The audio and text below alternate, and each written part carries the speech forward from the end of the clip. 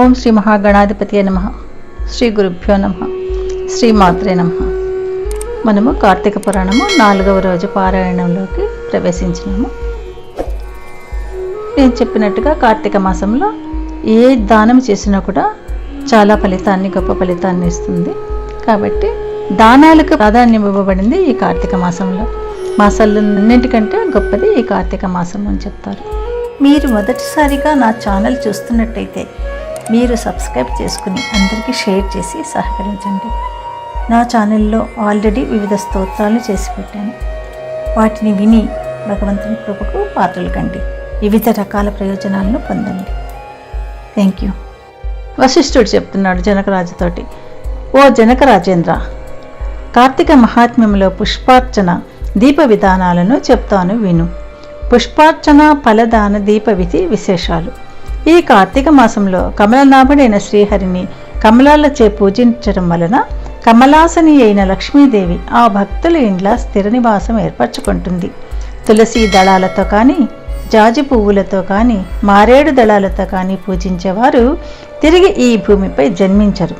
ఎవరైతే ఈ కార్తీకంలో భక్తియుతులైన పండ్లను దానం చేస్తారో వారి పాపాలు సూర్యోదయానికి చీకట్ల వలె చెదిరిపోతాయి. ఉసిరి చెట్టు కింద విష్ణువుని ఉసిరికాయలతో పూజించే వారిని తేరి చూడడానికి యమునికి కూడా శక్తి చాలదు. కార్తీకంలో ఎవరైతే సాలగ్రామాన్ని తులసి దళాలతో పూజిస్తారో వారికి మించిన ధన్యులెవరూ ఉండరు అనడము అతిశయోక్తి కాదు. బ్రాహ్మణ సమేతులై ఉసిరి చెట్టు ఉన్న తోటలో వనభోజనమును చేసేవారి మహాపాతకాలు సైతం మట్టగలిసిపోతాయి. బ్రాహ్మణ సమేతులై ఉసిరి చెట్టు కింద సాలగ్రామ పూజ చేసేవారు వైకుంఠాన్ని పొంది విష్ణువు వలె ఆనందిస్తారు. ఎవరైతే కార్తీక మాసంలో విష్ణువాలయంలో మామిడాకుల తోరణం కడతారో వాళ్ళు పరమపదాన్ని పొందుతారు. పువ్వులతో కానీ, అరటి స్తంభాలతో కానీ మండపం కట్టిన వాళ్ళు వైకుంఠంలో విష్ణువు సామీప్యాన్ని పొందుతారు. ఒక్కసారైనా శ్రీహరికి సాష్టాంగ దండ ప్రణామము చేసిన వాళ్ళు అశ్వమేధ పుణ్యవంతులవుతారు. విష్ణువునకు ఎదురుగా జప, హోమ, దేవతార్చనలు చేసేవాళ్ళు పితరులతో సహా వైకుంఠానికి వెళ్ళి సుఖిస్తారు. స్నానం చేసి తడిబట్టలతో ఉన్నవానికి పొడిబట్టను దానం చేసినవాడు 10,000 అశ్వమేధాల ఫలాన్ని పొందుతాడు. ఆలయ శిఖరంపై ధ్వజారోహణం చేసిన వారికి పాపాలు గాలికి పుష్పము పరాగం వలె ఎగిరిపోతాయి. నల్లని లేదా తెల్లని అవిసె పూలతో హరిపూజన చేసిన వారికి 10,000 యజ్ఞాల ఫలితం ప్రాప్తిస్తుంది. కార్తీక మాసం నందు ఏ స్త్రీ అయితే బృందావన గోమయంతో అలికి పంచరంగులతోనూ శంఖ, పద్మ, స్వస్తికారి, నందాదీపాన్ని అర్పించడం వలన కలిగే పుణ్యాన్ని 1000 నోళ్ల ఆదిశేషుడైనా పొగడలేడు. ఈ కార్తీక మాసంలో శివుని జిల్లేడు పూలతో పూజించిన వాడు దీర్ఘాయువై అంత్యాన మోక్షాన్ని పొందుతాడు. విష్ణువాలయంలో మండపాన్ని అలంకరించిన వారు హరిమందిరంలో చిరస్థాయిగా ఉంటారు. హరిని మల్లె పువ్వులతో పూజించిన వారి పాపాలు సర్వనాశనమైపోతాయి. తులసి గంధంతో సాలగ్రామ పూజను చేసిన వారు వైకుంఠాన్ని పొందుతారు. విష్ణు సన్నిధిలో నాట్యమును చేసిన వారి యొక్క పూర్వ సంచిత పాపాలన్నీ నాశనమైపోతాయి. భక్తియుక్తులై అన్నదానమును చేసేవారి పాపాలు గాలికి మంచు తునకలలా ఎగిరిపోతాయి.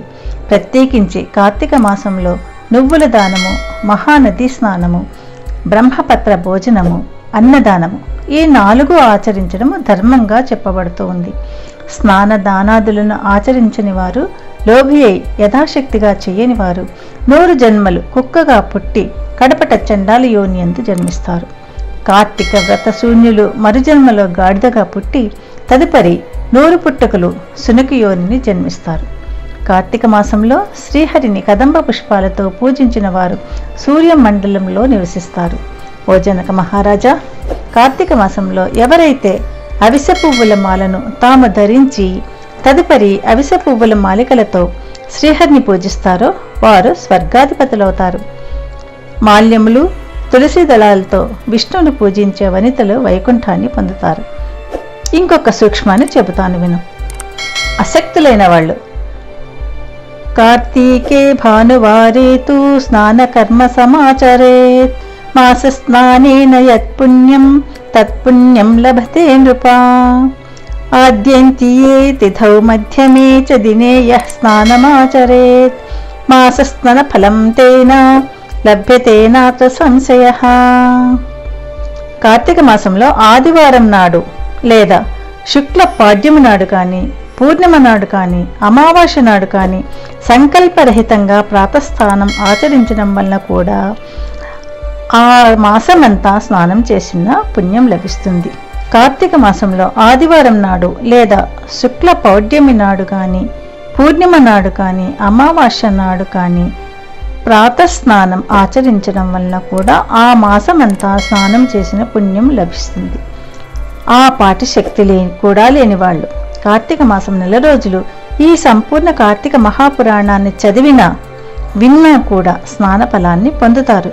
కార్తీక మాసం సాయంకాలలో దేవాలయాలలో శివ విష్ణు స్తోత్రాలను పఠించేవారు కొంతకాలం స్వర్గంలో ఉండి అనంతరము ధ్రువలోకాన్ని పొందుతారు. ఇలా ప్రతి కార్తీక మాసంలో ఎవరైతే హరిహరులను స్మరించకుండా ఉంటారో వాళ్ళు 7 జన్మల పాటు నక్కలుగా పుడతారు అనడంలో ఏమీ సందేహం లేదు. వశిష్ఠుడు చెప్పినదంతా విని జనకుడు అడుగుతున్నాడు, మహర్షి, మీరు చెప్పినవన్నీ విన్న తర్వాత నాకొక సందేహం కలుగుతోంది. వర్ణ సాంకర్యాది మహాపాపాలను చేసిన దుర్జనులు వేద త్రయోక్త కాలాయన ప్రాయశ్చిత్తాన్ని చేసుకునేదే పరిశుద్ధులు కారు అని సమస్త ధర్మశాస్త్రాలలోనూ ఘోషిస్తుండగా కేవలం కార్తీక వ్రతాచరణ ధర్మలేశం చేతనే సమస్త పాపాలు హరించుకుని పోయి వైకుంఠాన్ని పొందుతారని చెప్పడంలో మర్మమేమిటి? ఇది ఎలా సంభవం? అత్యంత స్వల్పమైన పుణ్యమాత్రం చేతనే గొప్ప గొప్ప పాపాలు ఎలా నశించిపోతాయి? గండగొడ్డులతో కూడా కూలవేయ సాధ్యము కాని మహాపర్వతాన్ని కేవలం కొనవేలి గోటితో కూల్చడం సాధ్యమవుతుందా? అగ్ని దగ్ధమవుతున్న ఇంటిలో ఉన్నవాడు ఆ మంట మీద పిడికడు నీళ్లు చల్లినంత మాత్రాన అగ్ని ప్రమాదం తొలగిపోతుందా? ఏ మహానదీ ప్రవాహంలోనో కొట్టుకుని పోయే వారిని ఓ పాటి గడ్డి పరక గట్టుకు చేర్చగలుగుతుందా? తనకు తానే కొండ చర్యలలోని ఏ లతాసూత్రాన్నో పట్టుకున్నంత మాత్రం చేతన నదీ పాత వేగాన్ని నుంచి రక్షింపబడతాడా? వశిష్ఠ, ఈ విధమైన దృష్టాంతాల రీత్యా మహాపాపులైన వాళ్ళు సహితం అతి స్వల్ప కార్యమైన కార్తీక వ్రతాచరణం వలన పాపరహితులు పుణ్యాత్ములు ఎలా అవుతారు? వీటికి సమాధానమేమిటి అని అడిగాడు. దానికి వశిష్ఠుడు, మంచి విమర్శే చేశావు మహారాజా, చెబుతాను విను. ధర్మాన్ని సూక్ష్మంగా చింతించాలే కానీ స్థూల రూపాన్ని మాత్రమే ఆలోచించకూడదు. అది కాక వేదశాస్త్ర పురాణాలన్నీ కూడా అనేక ధర్మ సూక్ష్మాలను మనకు అందిస్తున్నాయి. ఆయా ధర్మ సూత్రాల వలన కొన్ని పర్యాయాలలో గొప్ప గొప్ప పుణ్యాలు స్వల్పమైనవిగాను, స్వల్ప పుణ్యాలు గొప్పవిగాను పరిణమిస్తుంటాయి. ధర్మాలన్నీ గుణత్రయంతో కూడుకుని స్వల్ప అల్పతలను సిద్ధింపచేసుకుంటాయి. మూల ప్రకృతి అయిన మహామాయ కారణంగా సత్వర హస్త మనస్సులచే 3 గుణాలు కూడా ఏర్పడ్డాయి. వీటిలో సత్వగుణం ప్రధానమైనది. ధర్మ సూక్ష్మాలు, కర్మకాండ, తపస్సు, ప్రాయశ్చిత్తాలన్నీ కూడా రజోగుణం వలన ఏర్పడ్డాయి. తర్కము, దైవేతర చింతనతో సాగించే దైవీయ కృత్యాలు, ఆచరించే దాన ధర్మాలు ఇవన్నీ కూడా ధర్మం యొక్క స్థూల స్వరూపాలు. ఇవి తమోగుణం వలన ఏర్పడ్డాయి. వీటిల్లో సత్వగుణ ప్రధానంగా ఆచరించే ధర్మాలు స్వల్పంగా తోచినప్పటికీ దేశకాల యోగ్యతాదుల వలన విశేష ఫలాన్ని ఇస్తాయి. దేశము అంటే పుణ్యక్షేత్రము, కాలము అంటే పుణ్యకాలము, యోగ్యత అంటే పాత్రత, బ్రహ్మజ్ఞత కలవాళ్ళు.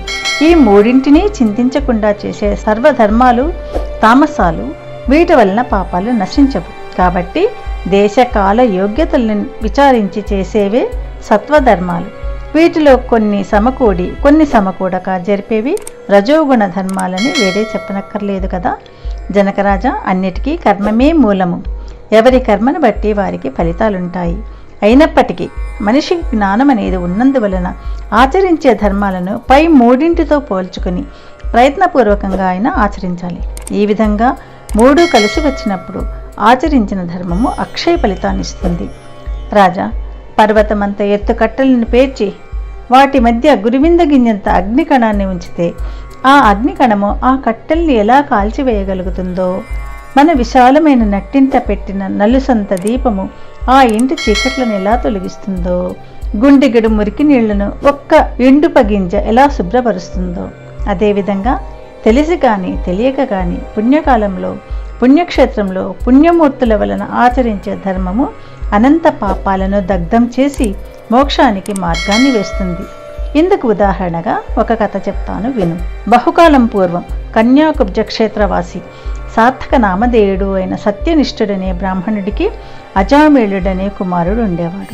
వాడు పరమ దురాచారుడు, దాసి సాంగత్యపరుడు, హింసాప్రియుడుగా ఉండేవాడు. సాటి బ్రాహ్మణ గృహంలోని ఒకానొక దాసితో సాంగత్యం పెట్టుకుని తల్లిదండ్రుల్ని మీరి ఆ దాసి దాంతోనే భోజన శయనాదులన్నీ నిర్వర్తిస్తూ కామాంధుడై వైదిక కర్మలన్నీ విడిచిపెట్టి కేవలము కామాసక్తుడే ప్రవర్తించసాగాడు. తద్వారా బంధువులంతరిని వదిలివేశారు, కులము వాళ్ళు వెలివేశారు. అందువలన ఇల్లు వదిలిపెట్టిపోవలసి వచ్చింది. అజామేళుడు చండాలపు వాడలోని ఒకానొక దాసి దానితో కాపురం పెట్టి కుక్కలను మృగాలను ఉచ్చులు వేసి పట్టుకునే వృత్తితో బతుకుతూ జనాలలో లీనమై మధుమాంసం సేవనాలోలుడై కాలంను గడపసాగాడు. ఇలా ఉండగా ఒకనాడు అతని ప్రియురాలైన దాసీది కళ్ళు తాగడం కోసం తాటి చెట్టును ఎక్కి కొమ్మ విరగడం వల్ల కింద పడి మరణించింది. అజామిళుడు అమితంగా దుఃఖించాడు. అప్పటికే ఆ దాసి దానికి యవ్వనవతి అయిన కూతురుంది. మహాపాపాత్ముడు మహాకామాంధుడు అయిన అజామిళుడు తన కూతురి వరుసని కూడా తలంచక ఆ పిల్లనే వరించి ఆమెతోనే ఉండసాగాడు. కాముకుడైన అజామిళుడు తన కూతురి అంతే అనేక మంది బిడ్డలను పొందాడు. కానీ వాళ్ళందరూ కూడా పసిబందులుగా ఉండగానే చనిపోయారు. చివరిగా పుట్టి మిగిలిన బిడ్డకు నారాయణ అని నామకరణం చేసి అత్యధిక ప్రేమతో పెంచుకోసాగాడు. తాను తింటున్నా నిద్రిస్తున్నా ఏం చేస్తున్నా సరే సతతం అతన్నే స్మరించుకుంటూ నారాయణ నారాయణ అని పిలుచుకుంటూ తన్మయుడవుతూ ఉండేవాడు. కాలం గడిచి అజామిళుడు కాలం చేసే సమయం ఆసనమైంది. అతడిలోని జీవుని తీసుకుని పోయేందుకు ఎర్రని గడ్డములు మీసాలు కలిగి చేత దండ పాశాలను ధరించిన భయంకర రూపులైన యమదూతలు వచ్చారు. వారిని చూస్తూనే గడగడలాడిపోయిన అజామిళుడు ఆ ప్రాణావసాన వేళ పుత్రవాత్సల్యాన్ని విరమించుకోలేక ఎక్కడో దూరముగా స్నేహితులతో ఆటల్లో మునిగి ఉన్న కుమారుని కోసమై నారాయణ ఓ నారాయణ తండ్రి నారాయణ అని పలుమార్లు పిలవసాగాడు. ఆ పిలుపు అతని కొడుకుకు వినపడలేదు. అతను రాను లేదు. కానీ చెరువుకు వచ్చిన యమదూతలు ఆ నారాయణ నామస్మరణని విని వెనుకకు జంకారు. అదే సమయంలో అక్కడ ఆవిష్కృతులైన విష్ణుదూతలు ఓ యమదూతలారా అడ్డు తొలగండి, ఇతడు మాచే తీసుకుని పోదగినవాడు, మీరు తీసుకుని వెళ్ళతగినవాడు కాదు అని హెచ్చరించారు. వికసిత పద్మాల వలె విశాలమైన నేత్రాలు కలవాళ్ళు పద్మమాలాంబరధర వసులు అయిన ఆ పవిత్ర విష్ణు పార్షదులను చూసి విభ్రాంతులైన యమదూతలు అయ్యా మీరెవరు? యక్ష గంధర్వ సిద్ధ చారణ కిన్నెర విద్యాధరుల్లో ఏ తెగకు చెందినవారు? మా ప్రభువైన యమధర్మరాజు మాకు విధించిన ధర్మము రీత్యా తీసుకుని వెళ్ళనున్న ఈ జీవుని మీరెందుకు తీసుకుని వెళ్తున్నారు అని అడగడంతో విష్ణుదూతలు ఇలా చెప్పసాగారు. ఈ రోజుతో 4వ రోజు పారాయణం సమాప్తం. ప్రతిరోజులాగానే ఈరోజు కూడా ఒక శివస్థుతి ఒక కృష్ణస్థుతి చేసి ముగించుకుందాం. వందే దివ్యమచింత్యమద్వయమహం వందేర్కదర్పాపహం వందే నిర్మలమాదిమూలమనిశం వందే మఖధ్వంసినం వందే సత్యమనంతమాద్యమభయం వందే తిశాంతాకృతం వందే భక్తజనాశ్రయం చ వరదం వందే శివం శంకరం. కృష్ణస్తుతి.